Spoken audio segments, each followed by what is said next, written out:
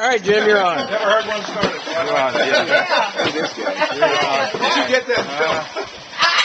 On tape. No, I didn't get that part. Go ahead and say it again. Nice to be here today. Sharing good news with you. So, Lee Summit Economic Development Council's job is to attract and retain business in Lee Summit. Michelle Wright's one of our newest board members, so I have to be really good today because Michelle watches me like a hawk. But my job is to watch the community. My job is to really help sell Lee Summit to the region. We don't get a lot of companies coming in from Boston or Minnesota, all the metro area. Most of Lee Summit's companies that want to be here are the second or third generation family members of somebody who started the business in Kansas City, Raytown, Grandview. But very few of them come over the state line. We've got a state line problem. I don't know if you guys experience that, but we do too. And we know that you brokers like to make commissions, and we understand that the commissions are a little higher on the other side because the price of the house is higher on this side. So our biggest concern is when new people come to look at the region, a lot of the regional brokerage companies take people across the state line to the Kansas side. For a couple of reasons. One is more product. Two, higher priced houses. Three, the same kind of schools that we have, frankly. And four is name recognition. Johnson County is, you call somebody moving from Des Moines or somewhere else, Lee Summit, Johnson County, yeah. And so there's that whole synergy that's going on there that we really haven't captured. I think Lee Summit's captured it. Independence and Blue Springs aren't quite there yet. Even though we're all part of the same region, we really are the employment center for this region. And so our biggest, not weakness, but our biggest problem is how do we overcome that Johnson County, Lee Summit juxtaposition? And it's really hard. We have a public relations program that we do with the press. You may have seen EDC mentioned a couple times in the Business Journal. With really good relationships with them. If you read their articles, you'll find that most of the articles are Johnson County and Kansas City.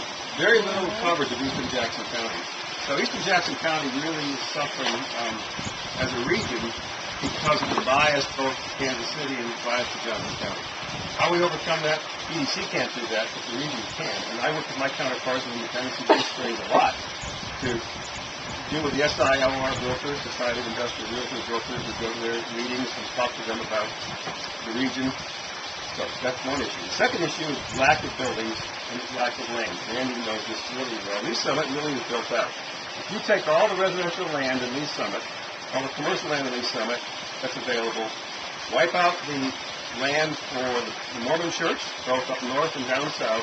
We've got only 5% of our land for office, industrial, and commercial, only 5% of our land left for residential. So we are really not a greenfield community, despite the fact it looks it. We are in a redevelopment mode, and that's a problem and an opportunity. The opportunity is the community can wrap its arms around how to redevelop the community, like 50 and 291, where the Odessa Auto Auction used to be. Yeah. That would be huge. Redevelopment in older neighborhoods. And you guys are in the business of making things happen. I'm concerned that neighborhoods could deteriorate and not improve if the financing stays the way it is right now. Most of the people are downsizing a little bit and don't want to, because the younger people who come in, don't have the cash to improve an older neighborhood house. So Lee Summit demographic used to be young people, old people. Now it's beginning to do this. I'm not sure what that means, but the service level expectations, the people and services that people want from a community like this is a lot different than this kind of community. So like, for example, our schools. You say people come here because of schools. Well, we're built out. Schools aren't as part of the equation anymore for old people. They don't want to pay the taxes. So I'm not predicting there's a problem there. All I'm trying to say is that our demographic is shifting, and therefore who we are as a city is going to shift, despite the fact that we have cul-de-sacs and all that stuff. There are a lot of older people moving out, and not as many younger people moving into the trade in my opinion. So, we attract industry, we retain industry. We spend 80% of our time talking to local companies. And our local companies are doing really well. Toys R Us does $1 billion through their facility. They are the single location for all the electronic games around the country. $1 billion for product flows through here. American Food Service, number 69, in the privately held locally owned companies right here in Lee Summit. There's 4 companies in Lee Summit, out the top 100 that are locally owned here in Lee Summit, our top 100 privately owned companies. That's kind of cool. So Flavor Us, American Food Service, local companies, the Billy Goat R&D Tool doing really well. DHA is one of those 4 companies. American Food Service is one of those 4 companies. I got the other 2 to be honest with you, but I have it. And they employ 2,000 people amongst all, 3,000 people amongst all of them. That's a lot of people in 4 companies. So, local companies are doing well, and they're expanding here. Teresa Evans and our staff gave a report to our board of directors just the other day. I did. The essence of which was about 40% of our companies are going to expand. Most of them will have about 140,000 square feet of requirement for their buildings.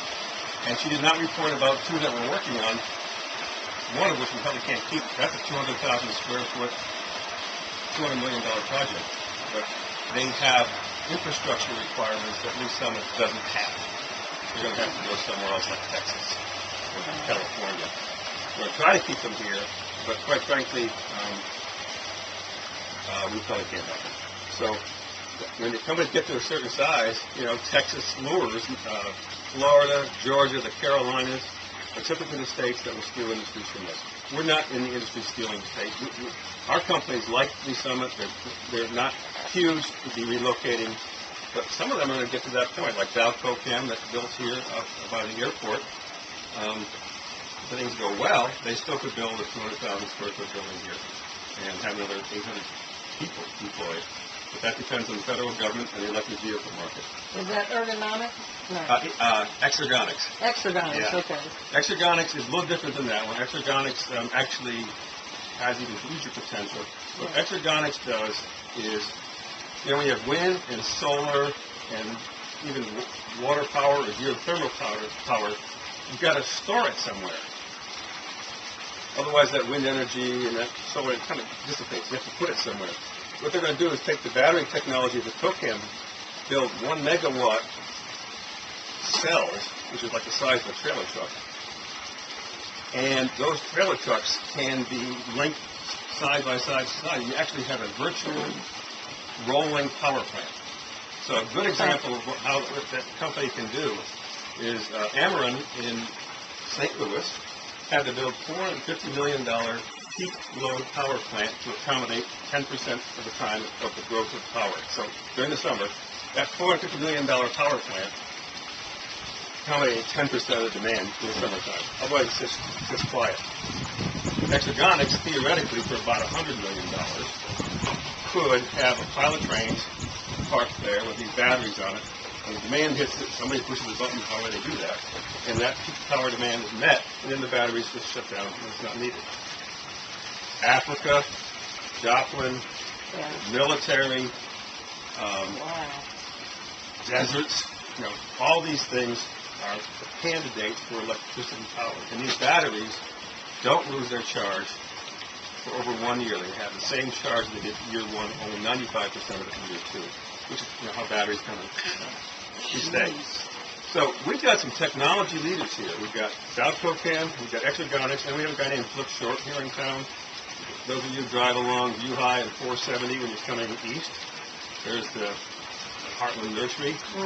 There's a guy who founded a company here again called Viracor, and this is his 3rd, 4th maybe company he started. He just went out and bought in the last several years both corners of View High and 470 on the Lee Summit side. So he's the proud owner of about 100 acres or so. And the city's got like 70 acres that they would throw into a good deal.